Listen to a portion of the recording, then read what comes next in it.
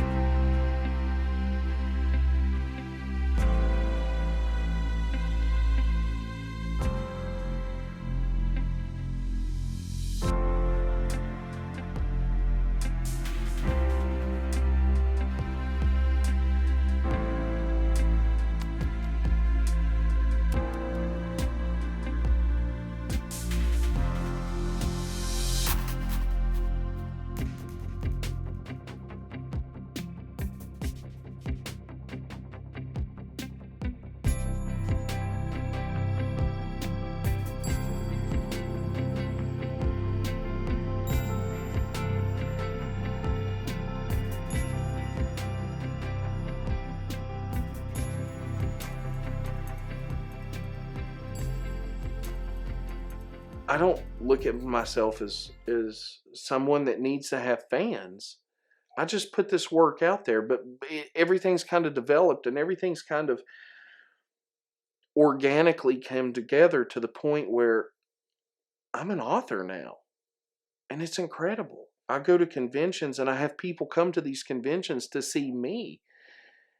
And you don't know, after everything I've been through in my life, that I can stand behind a table and hand somebody a book knowing that they came there to see me and read everything that came out of my head, everything that came out of my heart, everything that I've poured from my soul onto this page. These people are going to take home, and you can't get more intimate than that. Well, he was very headstrong, very determined to do things the way he wanted to do them. My relationship with Stephen dates back to early 90s, and we pretty much just ran the roads, hung out together, and that just turned into loosely more and more professional things. Actually, we've probably done quite a few shows together, but we really haven't crossed paths. That's another thing I'm doing at shows, networking with other people. So Stephen and I are just getting to the point where we're connecting. A funny story about Stephen and I is last year I did Marble City in Knoxville. I did Fanboy in Knoxville. I did RobCon.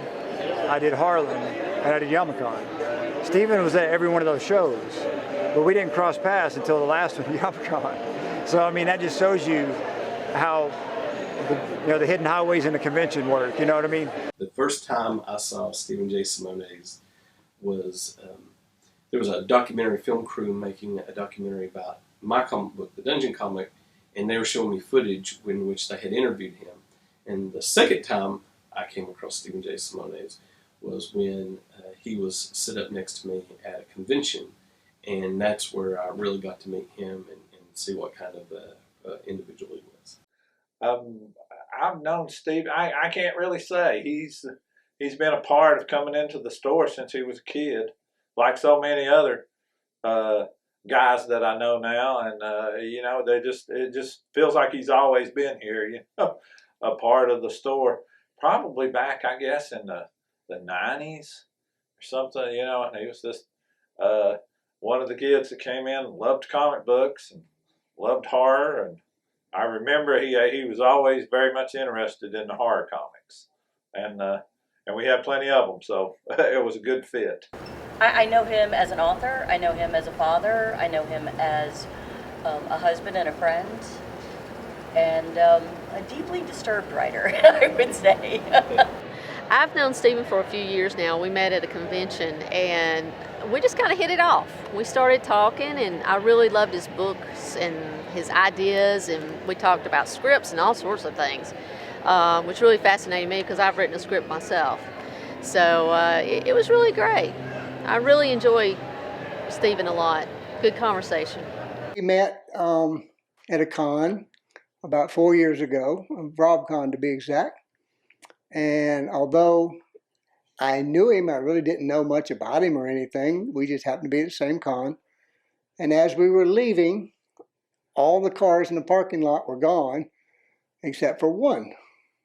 And that one car had about 3 or 4 people standing around it, and the hood up, and they were broke down. And we stopped, my wife and my son and I stopped to see if there was anything we could do to take them somewhere or to help in any way. And as it turned out, we got to talking a little bit, and we kind of became friends for a little bit there. And then the next con I went to, there he was. Next con I went to, there he was. Next thing you know, I think he was following me everywhere. But we just became fast friends just from being together, and it seemed like every time we turned around, he was sitting either 1 or 2 people, you know, spaces away from me. And I met his mom, eventually met his dad, knew his wife, of course, and saw the kids, and we just became good friends. A free comic book day, and Stephen was set up across from Mountain Empire Comics. I had a small little table set up just selling some toys and things like that. He had dropped a couple of his Gloom books, one I hadn't had yet, and he damaged the cover, and walks over, remembers me from just meeting him that one day, hands me the other Gloom book and says, "Here, you may enjoy this," and walks away. Didn't charge me anything, nothing. Stephen is a son-in-law, and we love him to death. He's crazy, fun, nuts like us, so we have a great time. We all get together. But a very creative person as well, a very smart person. There were a few times that I remember he wrote like some poems,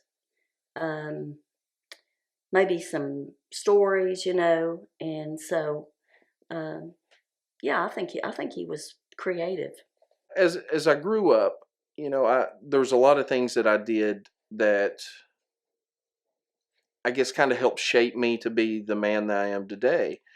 I used to take my parents' video camera and line out all my action figures and make little stop motion animation things, or I'd record a movie off of TV and take their VCR and camera and work it out so I could dub over silly audio and change the voices and stuff. So there's a lot of things that I did that wanted to tell a story, but I didn't really know how to tell a story.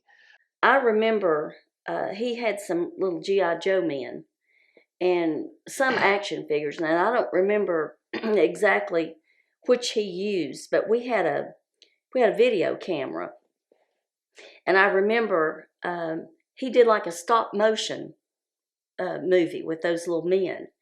And we watched it, and it actually was pretty good, really. So I could tell at that point he he was really kind of interested in that type of thing. I draw little cartoons, or being a typical kid, you'd role play with my brother. We play in the yard, or we play with action figures, and we tell our own stories. So storytelling has always been a part of my life. I can say that I always wanted him to do outside things like go fishing and stuff like that with me, and some that he did, but mostly he was in his own, I guess, frame of mind most of the time. He would, if he didn't have anything to do, he would create something to do.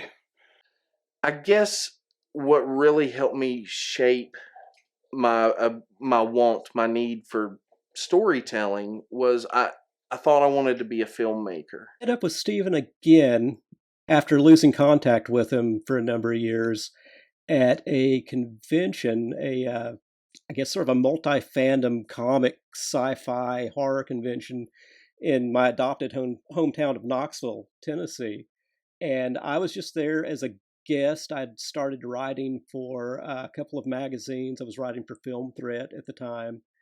And I bumped into Stephen, who was there as a vendor / guest, and he is promoting a film that would be released a month or so after that called The Wraith. It's incredible, hyper low budget comic book film that looks like it's 4 or 5 times its budget at least. And one of the better things I think he ever did was when he did that film, The Wraith. I started this whole thing as a filmmaker, and I wasn't a good filmmaker. I wasn't even a mediocre filmmaker, but I feel like I was a good storyteller. He finished it, saw it through. It took a while, but he saw it through. And of course, he had to take what Frank Dershel, he was the one that created the Wraith. So he had to take that and work, from Frank's character of the Wraith. And so, but I mean, it was fantastic the way that it turned out. I'm always trying to make him get back into making another movie, because I think he definitely has a huge talent for that. He's an amazing director. I feel that really he's been disadvantaged more than anything by our geographical region and location. The movie itself turned out to be not the greatest film, but it was very ambitious. And I think that's always been me. I'm ambitious way beyond my means. And we had Oscar-winning stuntman, coordinate stuff. We had Emmy-winning composer do the main theme for it. We had some great actors, some decent actors. But at the end of the day, I saw my film on the big screen. We had a premiere at a local theater, and it was incredible. And there was this high that came with that creation. Not necessarily the creating part, but when it was finished. It was like my story was complete. And seeing my film on the big screen was phenomenal. And we sent it to film festivals and stuff. And I mean, it got nominated for awards, ambitious awards is what I call them. Technical achievements or whatever at film festivals that I wasn't even able to attend. I didn't have a lot of money, and I was married and had a kid, and I was working full time, and it took me 2 years to make a 45-minute movie. I mean, so it wasn't that my heart wasn't in it, but I set out to finish what I started. But there was something about the filmmaking process that just turned me off creatively. And whether it was the actual filmmaking part or dealing with other people and trying to be that organized, because as a creative person, you're not an organized individual. I just wasn't satisfied in the film industry, because I just, as fun as and exciting as it was, my favorite parts, like if I was to break it down into 3 parts, you've got your writing, you've got your filming, and you've got your editing. And I love the writing part and I love the editing part, because I felt like that's when your story takes shape. But when I looked at the filmmaking part, I didn't like it. I just didn't like directing people, even though that, you know, I felt like I was good with people. I just didn't like talking and saying, this is how we need to do it, and you do it 50 times, and you may or may not get what you want. I just didn't like that part. I like the shaping, and I like the creating, like it was clay. And I was the sculptor of this visual medium. So I said, you know what, I'm done. I'm done with film. Nothing against filmmaking. I'm still passionate about film and filmmaking, and I'll give people advice. And I've even written a book on filmmaking. But it just wasn't, to me, the satisfying element that I needed in my life. And I walked away. And I mean, I felt like I'd done projects that were ambitious and that mattered. And I was good with that, but I still had to write. I always thought he would be involved some way in either music or theater or writing. I met this woman, and she changed my life. She had 2 kids, and from that day, my life was changed forever. I felt like something that was missing my entire life had finally been given to me. So now she is my wife, and I have 4 amazing children. We have a child together, and I know my place in the world. And my place is, I'm a husband and I'm a father, but I'm also a writer. And it's taken me a long time to get to the point where I can say, I'm a writer. I've been on this journey my entire life. And now, with the love and support of my family, I can be whatever I want to be. And my whole life I'd been searching for what I wanted to be, and I wanted to be a writer. But the thing is I never really had, you know, your parents support you, your family supports you, but I never really had that intimate support from somebody that says, hey, this is what you should do. This is what you need to do, because this is what you were born to do. The ability to paint pictures with words, to me, is just magic. I've watched him grow as a person, as an author. I've read all his books. I'm in the middle of one right now, but that's my fault. I haven't finished it yet. But I've read all of his books, and he's one heck of a good author. Hi, today is July 9th, 2016. We're in East Hill Cemetery in Bristol, Tennessee, and we're getting ready to do a photo shoot. So we need some promotional photography and stuff like that for banners and headshots and all that good stuff. So it's relatively quiet, and hopefully no one will bother us, but couldn't think of a better place than to use a cemetery. So come on, let's go.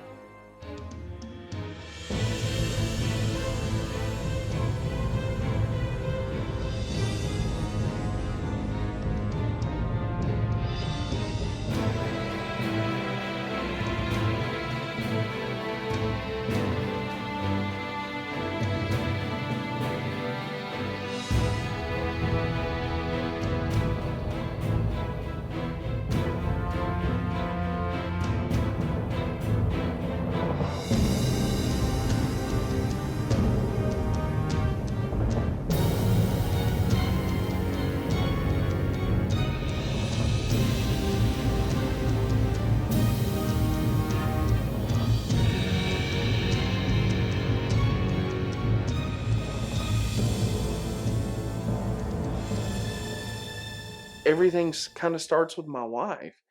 She's the one that says, I support you. You're good. You do this. You're good enough. And if you're not good enough for everybody else, you're good enough for yourself. And that's what I needed all along. I needed on this journey to have someone just say, keep going, keep doing what you're doing. If this is what you love, do it. And I've always loved telling stories. From the time I was a small child till now, I just love telling stories. And you know, maybe I've been blessed with a gift and a talent, and I've honed it into a skill that I can write a book, I can write a screenplay, and I can be happy with what I put out because I feel like it touches other people's lives. I never imagined in my life I'd have a fan base. I actually have people that want to read my stuff. I have a fan base, and I think that that is the coolest thing in the world. And it's also the most humbling because I know I'm me. Bristol. It's a city that's divided between two states, Tennessee and Virginia. The slogan here is, it's a good place to live. But when I'm out on the road, sometimes I long to be home. You're staying at some hotel, you're working a convention far away.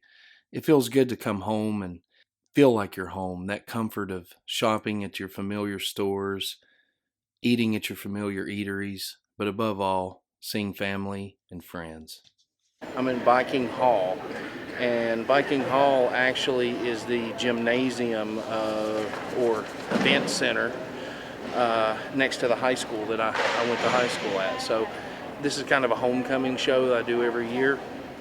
I've been coming here for years and years and years. I think this is my 4th or 5th year straight as a guest, and I've been a guest previously in other years, but yeah, this is kind of where I see old friends, meet new friends, see fans that live close to me. So this is a really cool show. But what we're doing now, we're going to set everything up. It's the day before the show. So normally what I do is, with this show particularly, I'll bring all my books and merchandise tomorrow. But today we'll just set up the banners and set up the table, get everything ready to go. So here we go.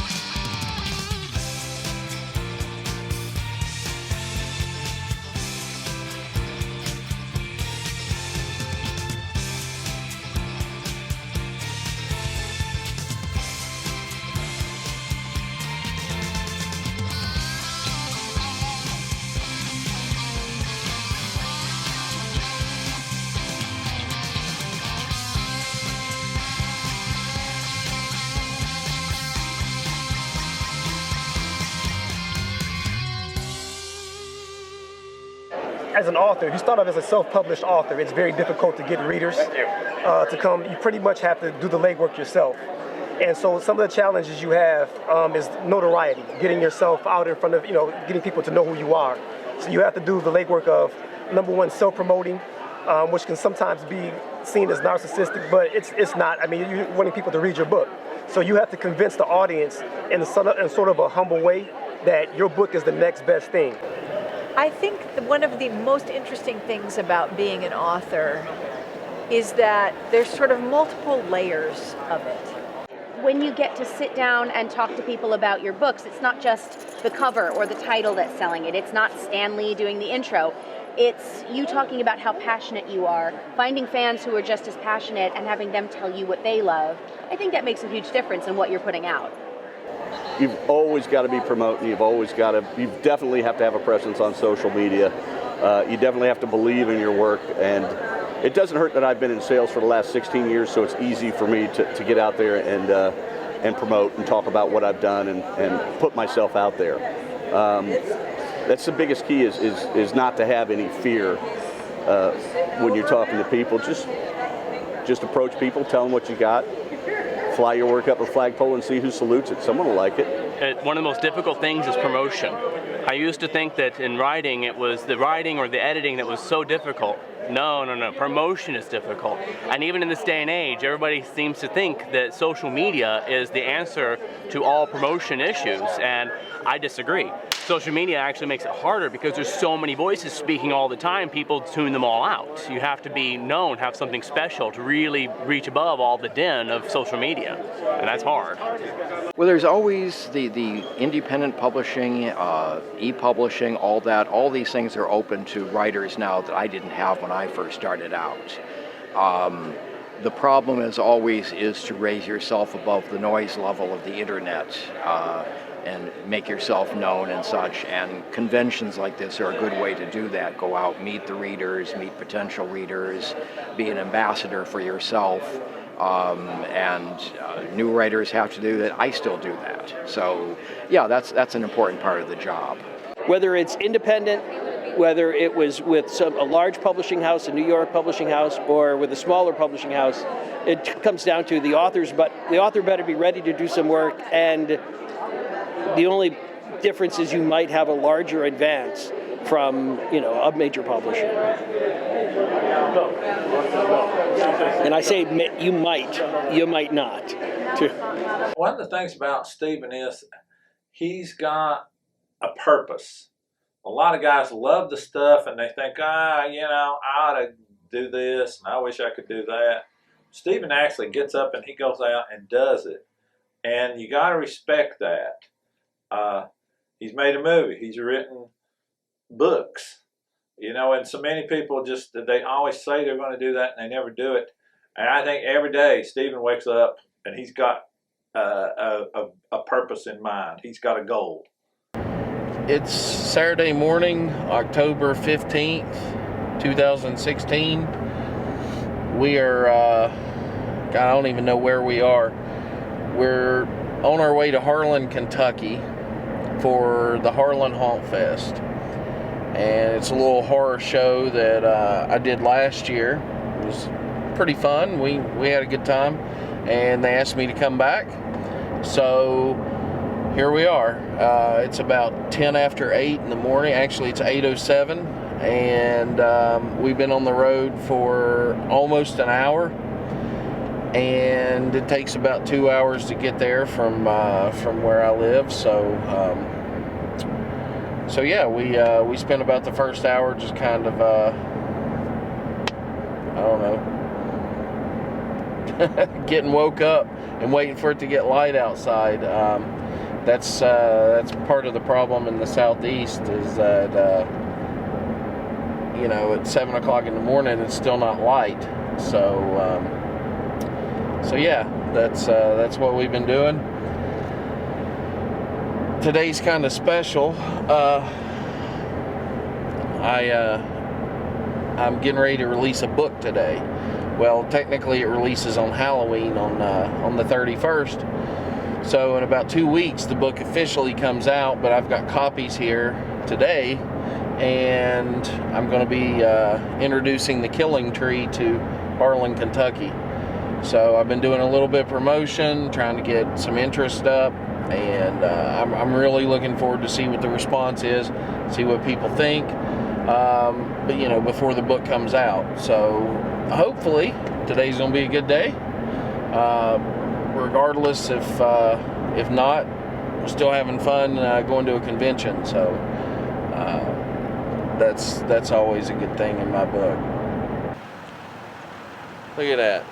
That's one of the cool things about getting to travel, and you know, you get to see so many cool sides of the country you normally wouldn't see, and it's just gorgeous.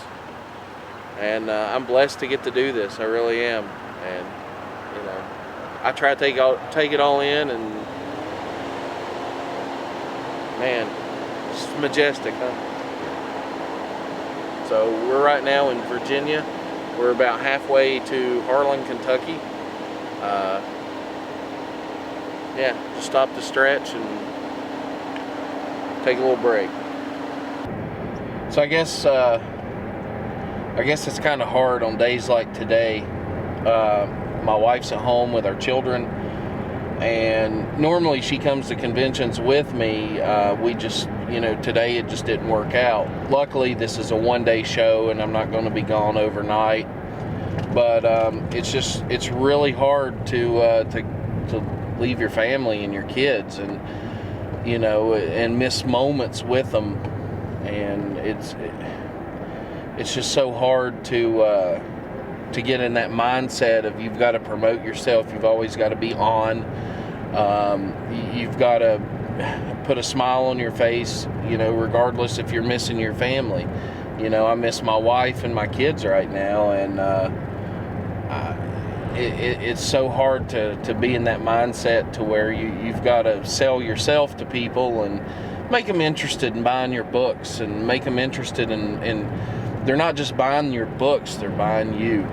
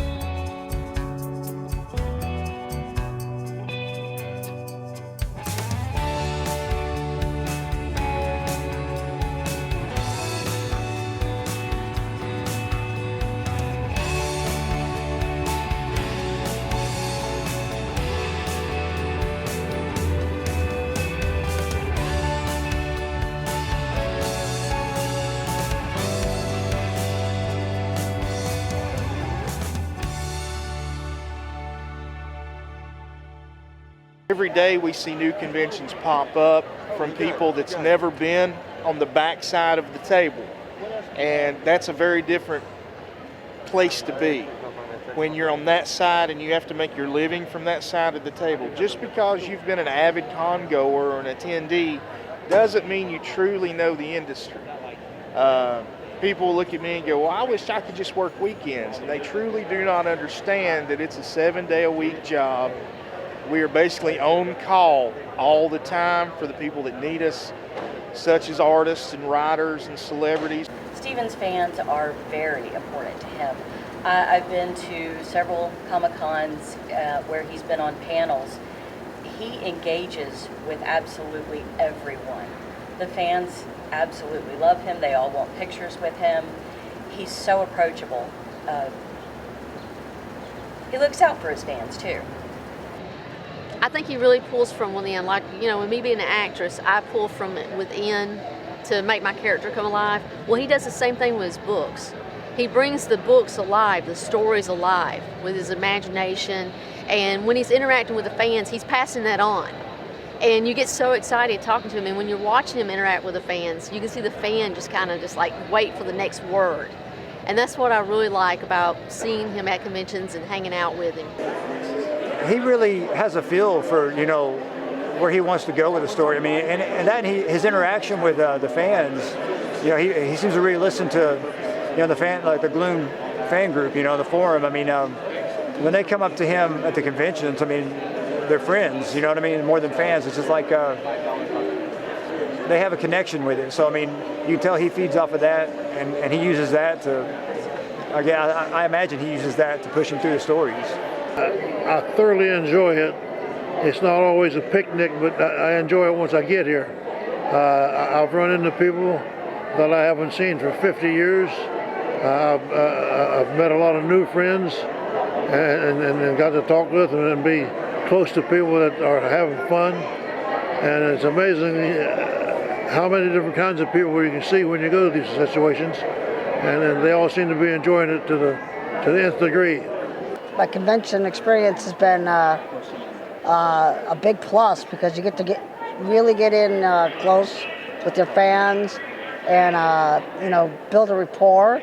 And it's always been fun. You get to meet some really eccentric people and some really different people too. So, but it's been fun. I mean, it's cool to get out, see some of these great costumes. The cosplay people play, you know, dress up, you know, brings you back 40 years when you're a kid.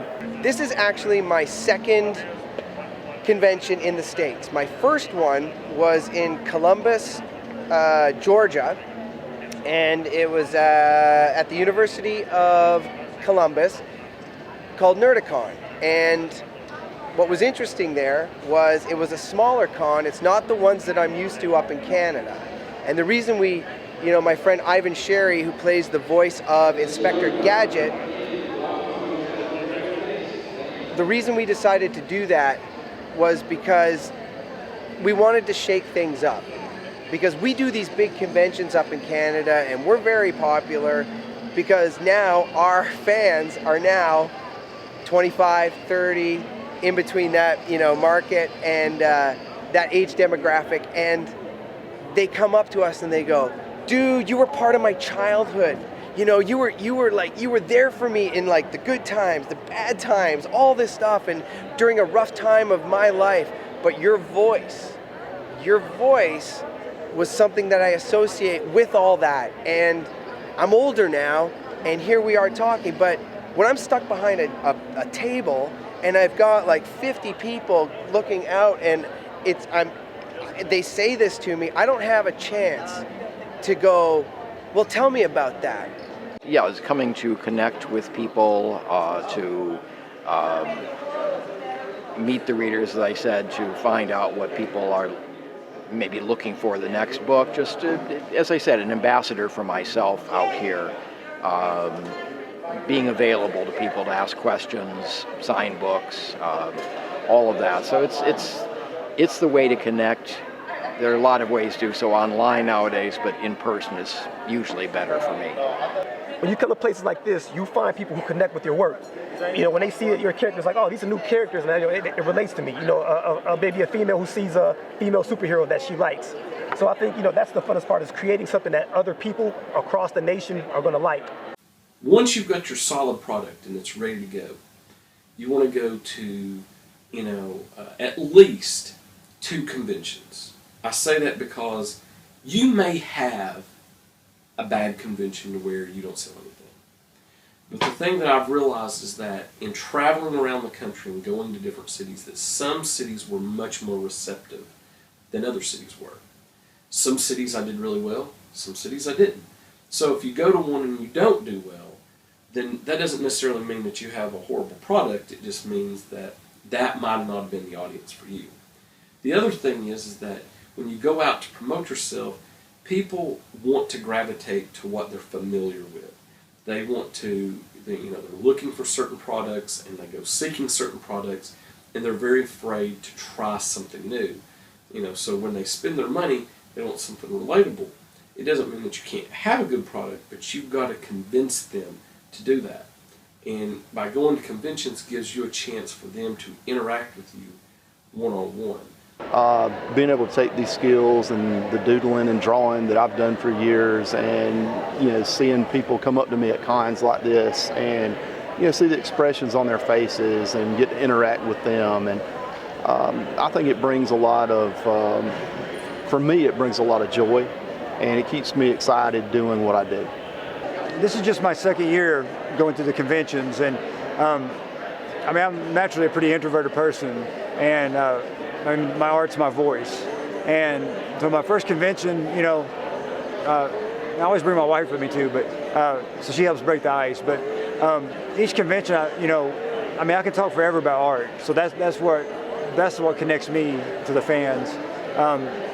If they come up, from across the way, something catches their eye. You can see, the oohs, the ahs, like that, and eventually they'll come up, and then once they start talking, that's what I open up about. The creative process, or what inspired me, and if it's a music artist, there's usually a connection there from their music, and like I said, I feel at home at the conventions, The convention experience, the con circuit it's pretty important as far as exposure for a couple reasons. One, the fans. So you get in front of people where you might not generally be in front of a crowd of people this size.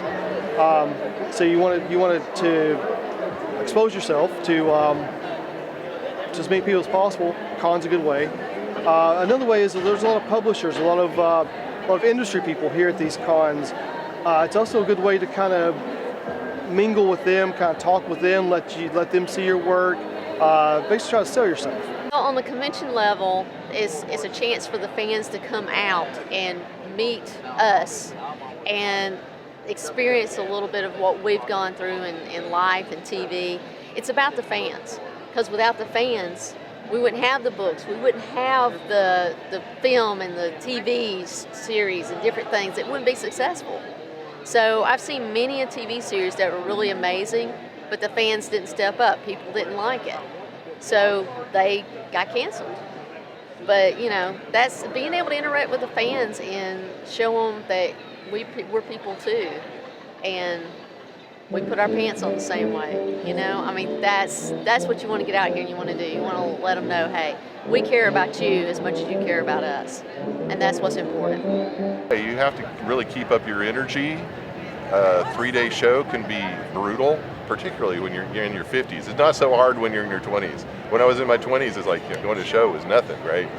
Now I'm in my 50s and okay, not only am I more tired, but there's also that generational thing where a lot of people that I'm trying to interact with are kids, and they're kind of like, I'm not sure if I, can trust this guy. So you have to develop that sense of trust.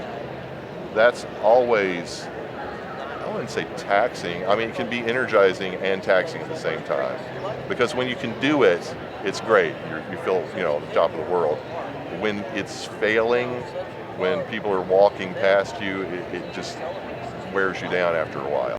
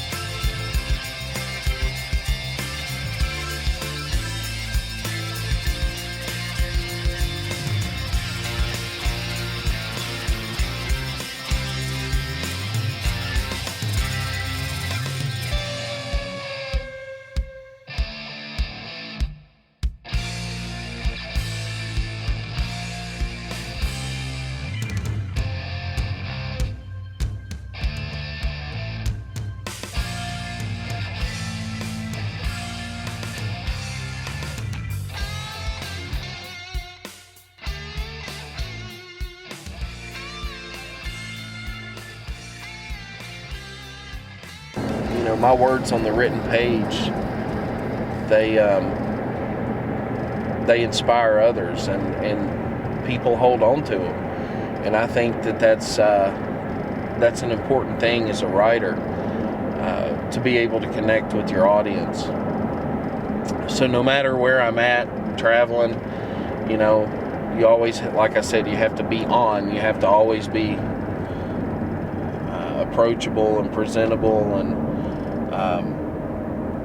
whatever's going on outside of the convention, you got to leave it outside of the convention. So if there's anybody that's watching this and wants to do what I do,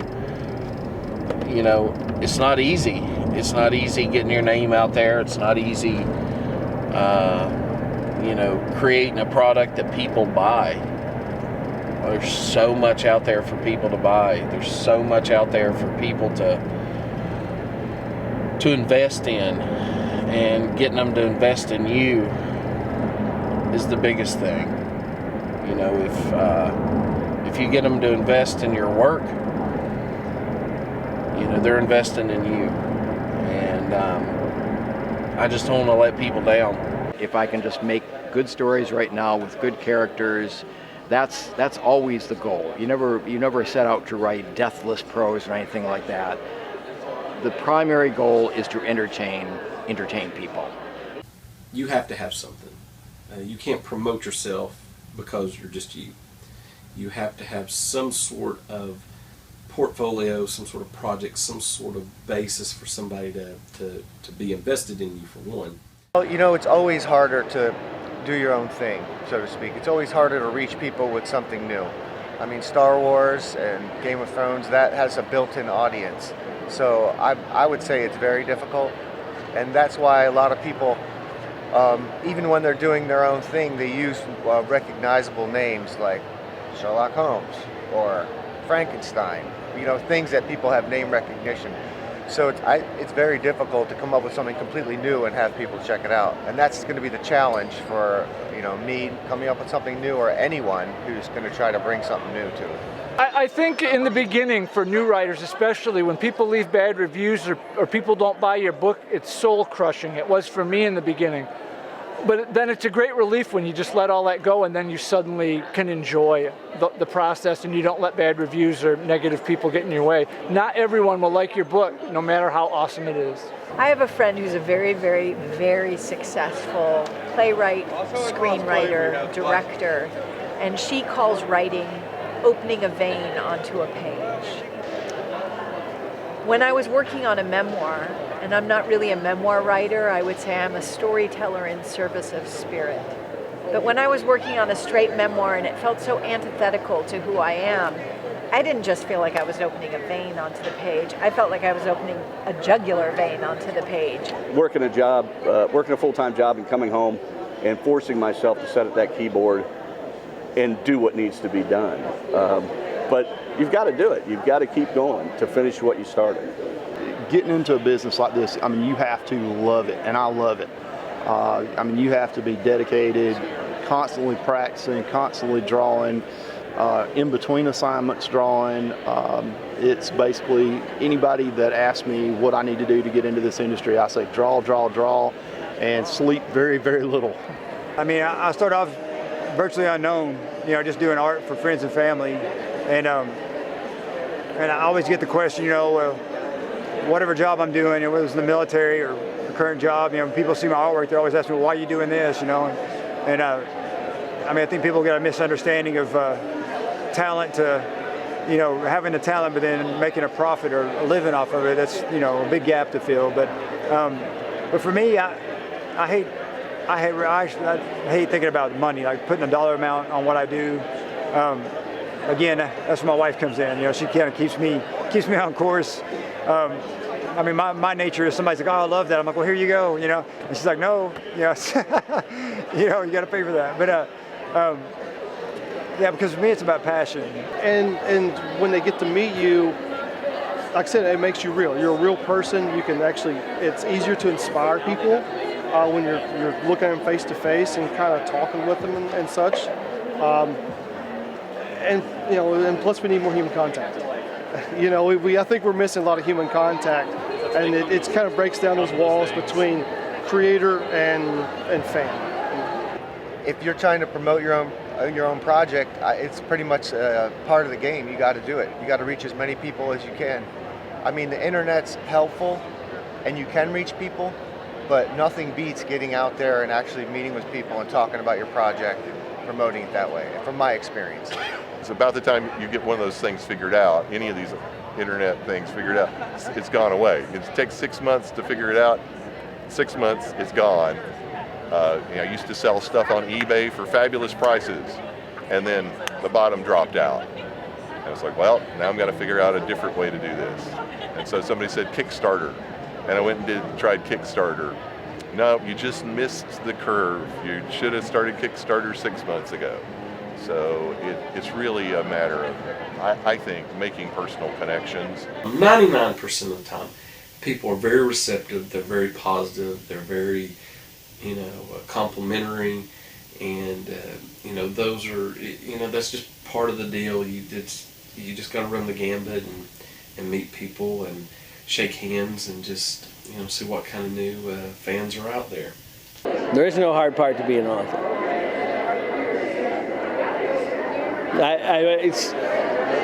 It's like breathing. It's just what's the hardest thing about getting up and breathing this morning? What a joy it is to have people say, "I'd like to read your book." What a joy it is to have people say, "I read your book." I've been a horror fan my entire life. I love scary movies. I love horror movies, and I met this guy. We worked together, and I met him in 1996. His name's William J. Wright. And he's just as big of a film buff, horror buff as I was. And we pretty much did more at our day job as far as talking about movies than we did actual work. And, we kind of would lose touch and then would reconnect and lose touch and reconnect. And over the years, William became a journalist, and he's become a successful journalist in the horror genre and the horror culture. He's interviewed a lot of people, and I've always respected William and loved what he's been able to do. I mean, he's forgotten more about horror movies than I've ever known. And as much as I know about horror movies, the guy is he's just an untapped well of knowledge when it comes to horror. And a few years ago, he had this idea, and he said, "I want to get into podcasting." And you got to think, I've known this guy at this point 19 years of my life. So this is over half of my life I've known this guy. And he says, "Hey, I want to do a podcast." And I'm like, "Okay." And he said, "I want you to be involved." And I'm like, whoa, wait a minute, man. I'm not an on-air personality. I'm not a... I have no idea what I'm doing. Going. He's like, "It'll be fine." I was working on another podcast with a high school friend, and kind of the gist of that podcast was, we're going to look at this particular area in southern Appalachia and try to find people who are doing things out of the ordinary, be it, in art or music or filmmaking or, literature. And Stephen was one of our early guests on there, and I did most of the interview, and we struck up, nearly 20 years at that point of our rapport. The edge was never dulled, and I knew right then it's like, I'm going to do my own thing, and Stephen's going to be a part of it. And, after, probably 6 months to a year, just planning this thing, trying to define what it would be and what it wouldn't be, we got it together, and it's this kind of multimedia, juggernaut dog and pony show that it is today. Stephen met William first and introduced me to him shortly thereafter. We all worked together at a place called SPS in Gray, and I love it because it's pretty much an extension of those memories. It's like it takes me right back to hanging out in a break room at a terrible place to work and the same discussions we would have had then. Well, I've heard some of his interviews, not all of them, with Mortis. I heard the Tom Holland and, that one, I think maybe in the whole thing. I might have heard the whole thing with that one, but yeah, I couldn't do it. And he seems to be able to think quickly off the top of his head, and that's probably something that I can't do. And so he's brave. I think he's brave to do that, because there again, I don't think just everybody can do that. And so I give him a thumbs up for that. He's done a lot more podcasts here lately, to where he can go and meet some of these people that he's idolized for years, and he has a passion about it that comes through when he does these interviews with the podcast and the guys at Mortis, that he's a fan, and he respects what these guys do. And it comes back through the guys that he's interviewing, that they realize that, wow, this guy is, he knows our work. He's not just reading off a script or something. He actually loves what he's doing and is passionate, and he conveys that to everyone else who gives a listen to the podcast. I'm a big fan of the creepy horror stuff myself. I love the idea of a radio show, a podcast, where lots of times you can give people all the visuals in the world, but sometimes there was some magic about the old radio shows and the podcasts where your imagination just took over. And to me, to not only have a visual text thing, but also something that you can listen to as well, as far as being creative on that as well, because I think it's just cool. Stephen's work on Mortis, I love the diversity of guests, but he stays in the horror genre, but he has fun with it. And the guests just make it all the more interesting, although I could just listen to Stephen talk. I am familiar with Mortis podcast. I have done a bunch of horror shows, so I'm pretty sort of well steeped in the horror world. But yeah, I think it's great. And I do a podcast as well, so I appreciate all the work that goes into it. It's intense. I participated in a podcast called Mortis, and it was a really wonderful, wonderful podcast. And there was a moment where we started talking about my dad. And we talked about my dad as having the quality of a roller coaster. And when that exchange happened, I was really blown away, because my dad loved roller coasters. He called them roly coasters. And he loved the thrill of being scared and scaring himself. And it really struck me that my dad was very much like a roller coaster. It was so exciting to be around him. There were just these great moments of thrill and joy and connection. It's one of the most memorable podcasts I've ever been a part of. That's another thing I really don't understand, how he puts it all together and gets people to be interviewed. And I think he's a very good interviewer. He seems to be able to bring out the best of what people have to say. He does his research, and more than anything, like I've often said, that he will. If I wanted the ghost of Alfred Hitchcock on the show, Stephen would go out with a Ouija board and possibly a shovel and dig up Alfred Hitchcock, and he would be on our show. Tenacity. I can tell him to do anything, and he will do his damnedest to do it. Mortis has been a way for me to expand my writing abilities into more of a journalistic approach to writing, which is writing about a subject that I like, which is horror movies, or horror culture. And in the process of working with Mortis, it's funny because I've never considered myself to be a personality. I'm not an actor. I'm not someone that's an authority figure on anything. I'm not an expert on anything, but I'm a fan. And that's what I bring to the Mortis podcast as the co-host and managing editor. I use my writing skills as more of as far as the written. And I'll write segments and I'll record them. But as a co-host, I approach this as a fan because I'm passionate about horror movies. I mean, everybody loves something. I love movies and horror movies, and I love pop culture in general. And it's been a really cool experience because I've been able to interview some of my heroes that I had growing up. I've been able to interview celebrities, and I've been able to interview people whose work I appreciate. And I think it's kind of cool because when I do a convention, somebody will say, "Hey, I loved your book. Can I get an interview with you?" And I'm like, they must feel how I feel when I approach somebody for an interview. It's really kind of this kind of cycle that's happening in my life, and it's really neat because I feel like it's helped me as a writer because I've had to adapt my style and be more of an informative journalistic approach to writing segments and producing segments for the show. And then as a co-host, I'm able to go on and talk about these things and become more articulate.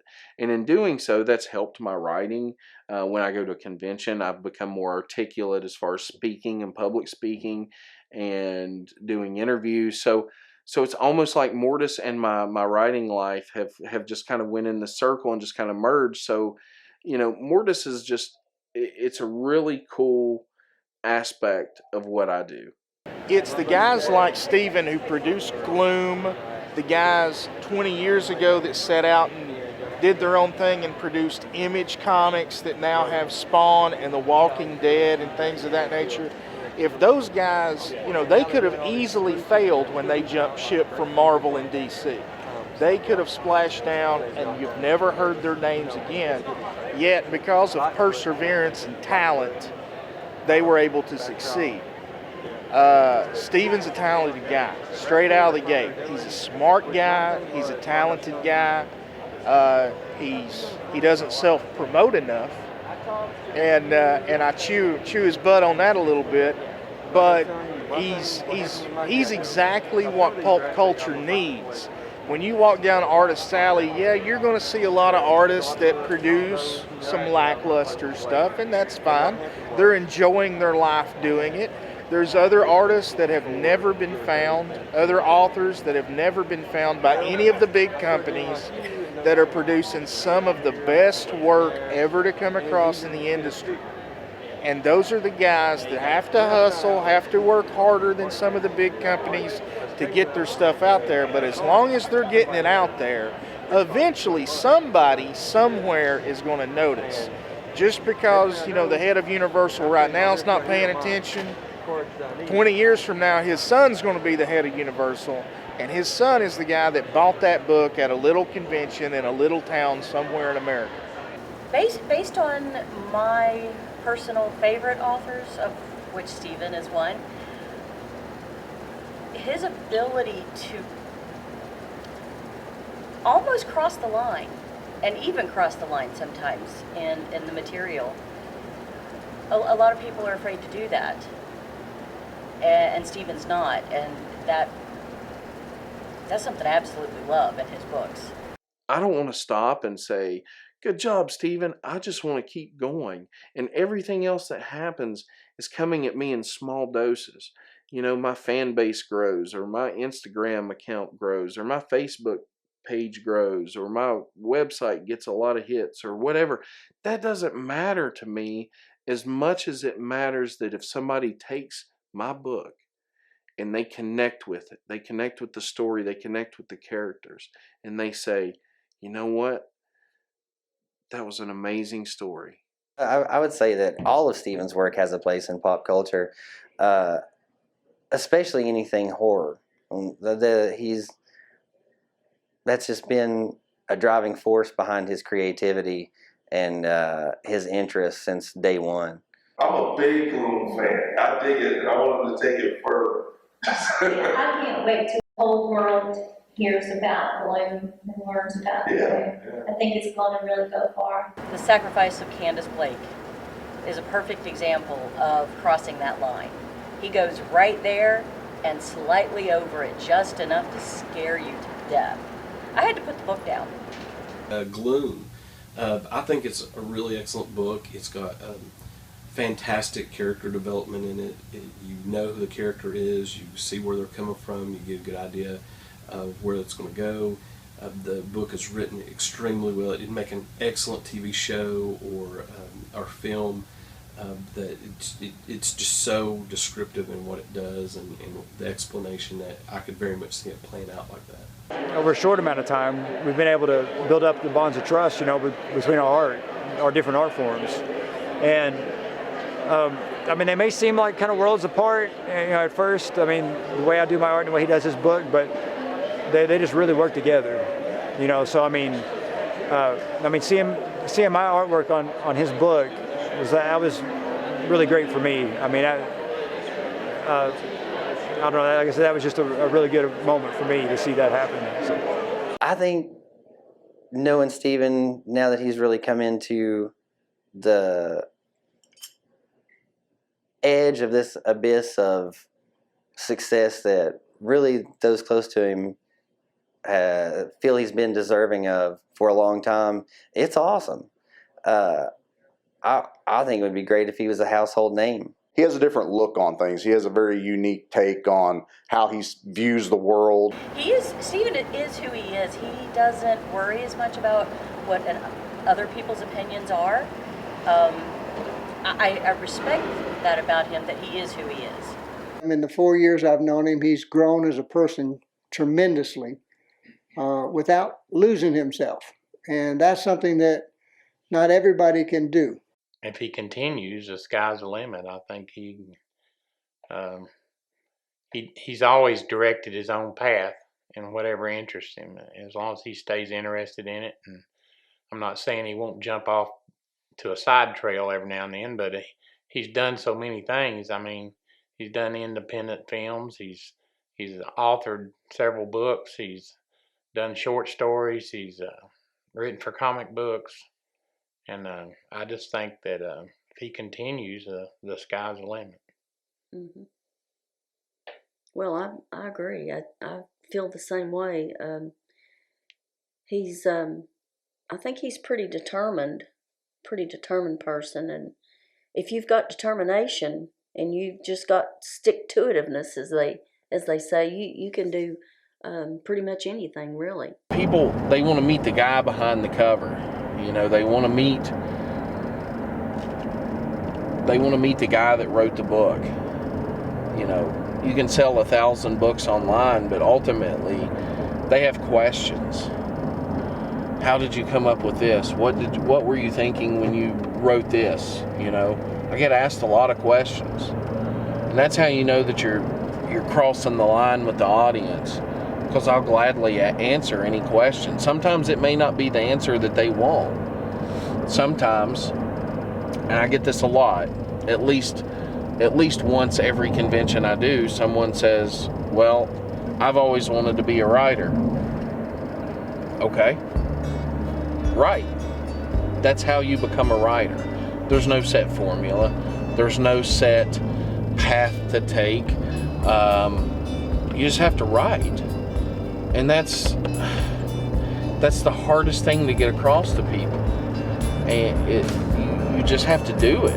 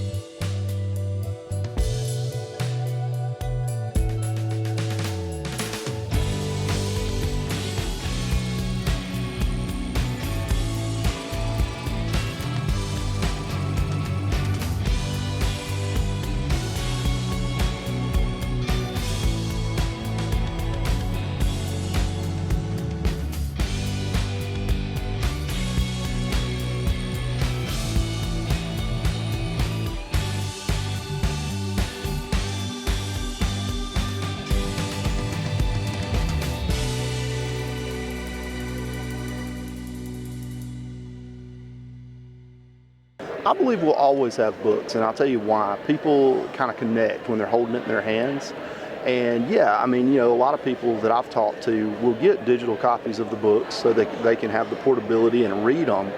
But then there's also the collector aspect, and the aspect of actually being able to put them in a collection and hold on to them, get them out and look at them, taking them to cons just like these and bringing them people like myself and have them signed. So I think they'll be around a while. I think that there will always be books. I mean, if you go to used bookstores, there's tons of them there, and those bookstores are doing business. There's just something intimate about the connection between a reader and something in print. There's a feel, a smell. There's a nuance to reading a book as opposed to a sterile tablet. I think technology will eventually reach its zenith when it comes to books, and print will always be there. I'm kind of old school in that respect. I'd rather have a book in my hand, so hopefully there'll be that around for a foreseeable future. I think we'll always have books, but things are so much in flux right now. I know a lot of people like ebooks. I bring a Kindle for trips, but I like paper books at home. I don't think print will ever completely go away. I hope not. I like books. I spoke with some publishers recently because I've been very interested in this change in the world. When I first wrote books, they went out and there were publicists and there was a whole industry. Now the whole digital industry, the whole blogging industry, sometimes books get picked up because there's a grassroots movement of interest through podcasts, through blogs, that shows traditional publishers that these people have followings.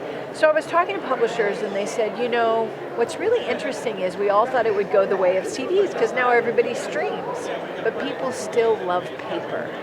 So for me, I live on the road. I am in a stint of intentional homelessness on purpose to sort of push myself past my own fears and really show up to my own life. I have most of what I need to read on an ebook because it's impractical to haul around books. I'm grateful for ebooks, and yet I still love paper. I still go into bookstores. I still want to buy books. I think people will always love that touch and that tangibility.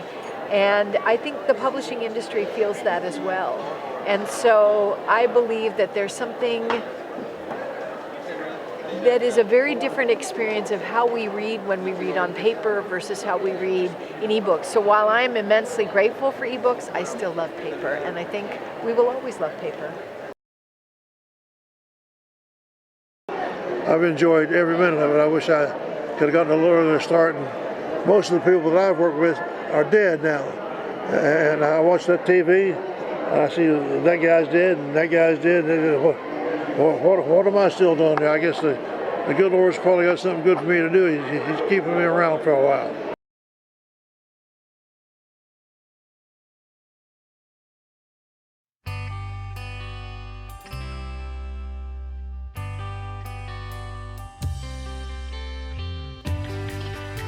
There's so many people out there that want to be a writer. It's almost like you're a small fish in a big pond. And hey, actually, you're a small fish in an ocean full of sharks.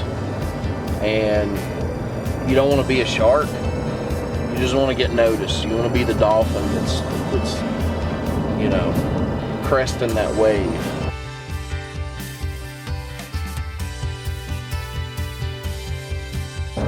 There's no set path.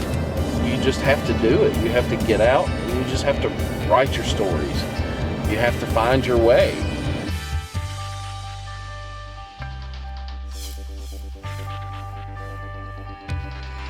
Number one, take things one step at a time. Number two, finish your book. Finish your screenplay. Finish your comic book. Finish your painting. Whatever it is, finish it. It's doing you no good. It's doing the world no good sitting there. Get it out there.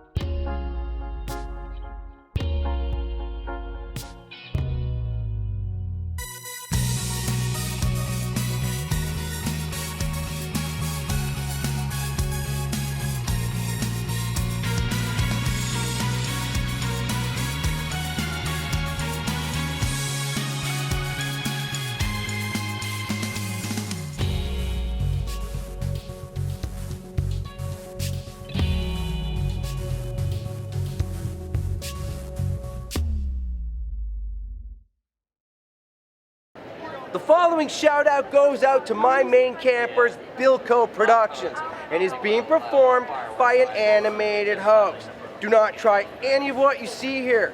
Seriously, you could get really messed up. McLean out.